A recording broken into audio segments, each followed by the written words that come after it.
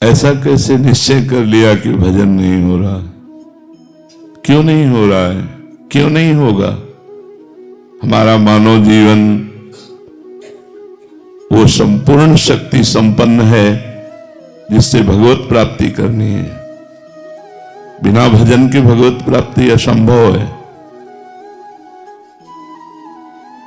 भजन हमारा जीवन। आज हम सुबह साधकों से यही कह रहे थे, लोग जीते कैसे हैं बिना भजन के? विषय सेवन, विषय चिंतन, प्रपंच चिंतन, ये सब बन सकता है, भजन नहीं बन सकता। कैसी बात करते हो? प्रयासरत क्यों नहीं हो? इतना क्यों इंद्रिय और मन को प्रोत्साहन दे दिया विषयों के लिए कि वो भजन के लिए ना बोल दिया कि भजन ना बने तो भगवत प्राप्ति के? किस उद्देश्य का पालन करने के लिए मानव जीवन प्राप्त किए? क्या उद्देश्य है? क्या रुपया, समाज प्रियता, मान प्रतिष्ठा, ये सब यहीं धरी रह जाएगी। इंद्रियों का दुलार, मन का दुलार, ये नरक की प्राप्ति कराएगा। हम भगवान के निज अंश हैं। हम भगवान के भक्तों के संग से अपने मन को जबरदस्ती बलात् भजन में लगाएंगे। हम अविनाशी भगवान के अंश हैं, हम क्या नहीं कर सकते? ये कैसे कह दिया कि हम भजन नहीं कर सकते? नहीं, बिल्कुल गलत। निरुत्साहित होकर ऐसे वचन ना बोलने चाहिए और ना ऐसे वचनों को सुनना चाहिए। भजन नहीं कर सकते और सब कर सकते हैं। हमारी वाणी है, बोल सकते हैं, तो राम क्यों नहीं बोले? राधा क्यों ना बोले? कृष्ण क्यों ना बोले? मृदु क्यों ना बोले? हितकर क्यों ना बोले? हाथ है तो हम परोपकार क्यों ना करें? पैर है तो हम प्रदक्षिणा क्यों ना करें? हृदय है तो हम भगवान को समर्पित क्यों ना करें? अन्य साधन सब शून्य है। भगवान का नाम जब भी अंक है, जैसे अंक रखने से शून्य 10 गुना महत्व रखता है, अंक हटा देने पर शून्य का कोई महत्व नहीं। ऐसे ही भगवत चिंतन शून्य, हर सत्क्रिया यहां से ब्रह्मलोक तक ले जाएगी, लेकिन ब्रह्मलोक भी नाशवान है। आ ब्रह्म स्तंभ पर्यंतम सर्वम मायामयम जगत सत्यम सत्यम पुनः सत्यम हरिर नामयो केवलम। हमें ऐसा नहीं बोलना।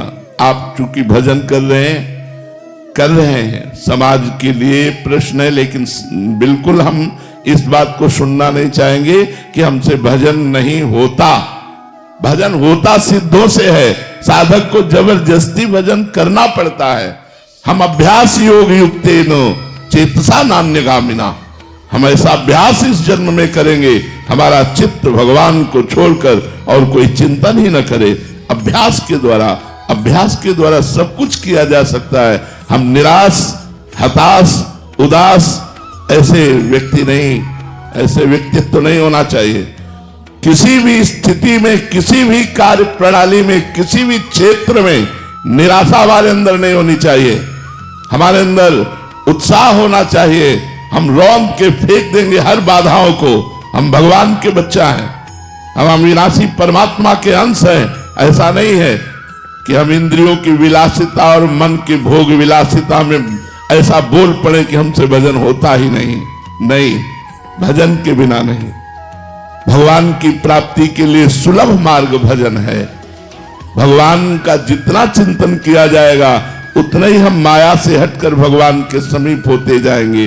अनन्य चेता सततम यो माम स्मृति नित्य सा तस्याहम सुलभा पार्थ। भगवान उसके लिए सुलभ होते हैं जो नित्य निरंतर भगवान का चिंतन करता है। अपने चित्त को भगवान के चरणों में लगाने में परेशानी क्या है? जब युद्ध जैसा कार्य भगवान का चिंतन करते हो सकता है, तो कौन सा ऐसा कार्य है जो भगवान का चिंतन करते ना हो? हम मुख में भगवान का नाम स्मरण कर रहे मधुर मधुर, और शरीर से हम चेष्टाएं कर रहे हैं, कर्म कर रहे हैं, और वो कर्म भगवान को अर्पित कर रहे हैं। हम नित्य प्रति क्षण भगवान के नजदीक पहुंच रहे हैं। भगवान का विस्मरण करके केवल धन संपत्ति और भोगों की चाह में भटकना, ये तो दिव्य मनुष्य जीवन को व्यर्थ नष्ट कर देना है। इसलिए सबसे प्रार्थना है, ये शब्द तो आना ही नहीं चाहिए कि भजन के बिना हमारा जीवन किसी कार्य का नहीं है, हम भजन नहीं कर सकते, ये शब्द नहीं आना चाहिए कि भजन नहीं कर सकते। भजन के बिना जीवन किसी कार्य का नहीं। जब आप सुअर कुत्ता बनोगे तब भजन करोगे, जब आप पशु पक्षी बनोगे तब भजन करोगे। अरे दुर्लभो मानुषो देहो, इतना दुर्लभ मनुष्य शरीर मिला, यदि इस मनुष्य शरीर में अपने प्रभु से प्रेम न कर पाए, प्रभु को रिझा न पाए तो और क्या है। और प्रभु के प्रेम की प्राप्ति, प्रेम मूल यह नाम है, भगवान का नाम ही प्रेम मूल है। ब्रह्म राम ते नाम बड़ वरदायक वरदान, भगवान से भी बढ़कर भगवान का नाम है। यदि हम राम राम कृष्ण कृष्ण हरि हरि राधा राधा प्रतिपल रट रहे तो भगवान हमारे हृदय में प्रकाशित होंगे, भगवान हमारे नेत्रों में जरूर वो सामर्थ्य देंगे कि इस माया का पर्दा हटाकर हम कण कण में क्षण क्षण में भगवान का अवलोकन करें। भगवान विराजमान है। इसलिए ये निरुत्साहित करने वाली बात तो किसी की जबान में नहीं आनी चाहिए। हम प्रयास करेंगे, हो सकता है हमारा प्रयास असफल प्रयास रहे, लेकिन हम फिर प्रयास करेंगे तो 1 2 3 बार 4 बार हम किसी बार तो सफल प्रयास करने वाले बन ही जाएंगे। हमें निराशा बिल्कुल पसंद नहीं। हताश होना, उदास होना, निराश होना ये हमारे जीवन में नहीं, और ये हम मनुष्य जीवन में बर्दाश्त नहीं करना चाहते। आप लोग वहीं परास्त हो रहे हो जहां भगवान का आश्रय नहीं। क्या है, आप विचार करके देखिए, जिसकी दोनों किडनी फेल हो, डायलिसिस हो रहा हो, शरीर भीषण कष्ट से युक्त हो, हम दहाड़ रहे हैं, अभी मृत्यु हो जाए उसकी क्या परवाह। हम भगवान के जन हैं, भगवान के अंश, हम कोई शरीर थोड़ी है। शरीर अगर कष्ट में है तो वो अपनी तरफ बना रहे, हम अपनी तरफ हैं। हमारा जन्म केवल इस बात को लेके बैठ जाए कि हमारी किडनी खराब, हमारा कष्ट है, अब हम कुछ कर नहीं सकते। नहीं, हम हर वो कार्य कर सकते हैं जो स्वस्थ आदमी कर सकता है। हमारे में जोश होना चाहिए, हमारा में संकल्प शक्ति होनी चाहिए। वो तभी होगी जब अध्यात्म से जुड़ोगे। भजन करो, भगवान का नाम स्मरण करो और उत्साहित रहो और वीर पुरुष बनो, कायर पुरुष नहीं। ये मैं नहीं कर सकता, ये हमारी डायरी में नहीं है। अधर्म की बात अलग है, धर्म और सही मार्ग में चलने के लिए ये मैं नहीं कर सकता, ये डायरी में नहीं। हमें जो सतमार्ग में करना है वो हम करेंगे। भजन बड़ा है या माया का प्रकोप बड़ा है, भगवान की कृपा बड़ी है या माया का प्रकोप, ऐसा नहीं। हम सबसे प्रार्थना करते हैं, आप लोग कायर बनोगे तो ना इस लोक के रह जाओगे ना परलोक के रह जाओगे, और वीर बनोगे तो जो चाहोगे वो प्राप्त कर लोगे। तुम भगवान की संतान हो, महाबली अनंत वैभवशाली हनुमान जी महाराज जिनके चरणों को दुलार करते हैं, उन भगवान के बच्चे हो, उन भगवान के अंश हो। तुम में अपार सामर्थ्य, तुम अपनी शक्ति को जागृत करो और जागृत करके भगवत प्राप्ति करो। जब हम भगवान को अधीन कर सकते हैं भगवान का नाम जप करके, तो और क्या नहीं कर सकते। इसलिए खूब नाम जप करो।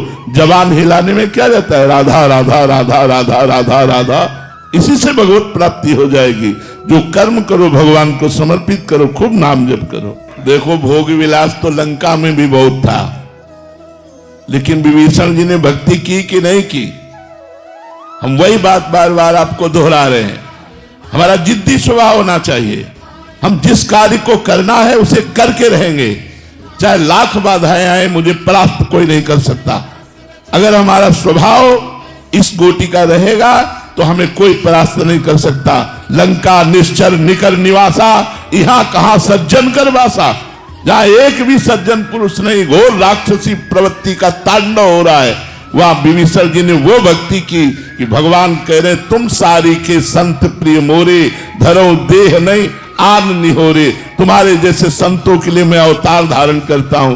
जब लंका जैसे क्षेत्र में भक्ति का विस्तार विभीषण जी ने अपने हृदय में कर लिया, तो हम चाहे अमेरिका में हो, चाहे हॉलैंड में हो, चाहे इंग्लैंड में कहीं भी हो, जब हम नहीं बदलने वाले तो हमें कोई नहीं बदल सकता।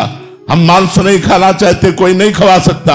हम मदिरा नहीं पीना चाहते, कोई नहीं पिला सकता। हम व्यभिचार नहीं करना चाहते, कोई नहीं करा। और अगर हम करना चाहते हैं तो भारत में क्या वृंदावन में करोगे? क्या नहीं है यहाँ? अगर भगवान है तो सब कुछ है। यहाँ भगवान भी है तो सब कुछ है। अगर हम भजन ना करना चाहे तो वृंदावन में भी भजन नहीं होगा, और भजन करना चाहे तो अमेरिका में, इंग्लैंड में, हॉलैंड में, जहां भी हो तुम सब जगह भजन कर सकते हो, क्योंकि आपको भजन करना है। हम एक ही मेज में बैठे हैं, दूसरा कुछ खा रहा है, हमें जो पसंद हो हम पा रहे हैं, राधा राधा राधा, उसका प्रभाव हमारे ऊपर थोड़ी पड़ जाएगा। एक ही ऑफिस में काम कर रहे हैं, दूसरा अपनी चाल चल रहा है, हम अपनी चाल चल रहे हैं, क्या फर्क पड़ता है। इसलिए ये बात रख कर कि हम विदेश में विषय बाहुल्यता होने के कारण भजन में हम गति नहीं कर पा रहे, ऐसी बात गलत है। बहुत से ऐसे भक्त हैं जो हम आपको बता सकते हैं, हमारे ही परिचय के हैं। एक तो ऐसे गृहस्थ हैं जो 30-35 वर्ष की अवस्था है, रुपया पैसा सब वैभव, और उन्होंने वृंदावन